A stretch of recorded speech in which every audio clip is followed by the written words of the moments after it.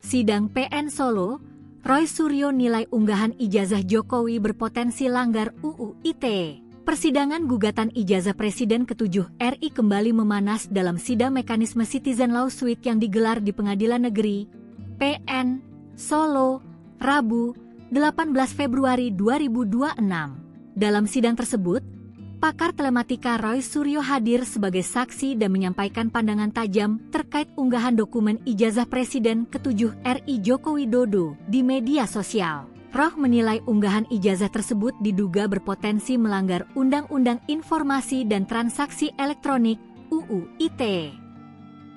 Dalam keterangannya di hadapan majelis hakim, Roh menyoroti unggahan dokumen ijazah berwarna yang disebut diunggah oleh Dian Sandi. Menurut Roh, tindakan itu dapat berpotensi melanggar pasal 32 dan pasal 35 UU ITE karena membuat dokumen yang sebelumnya tidak tersebar menjadi dapat diakses dan ditransmisikan secara luas melalui media sosial.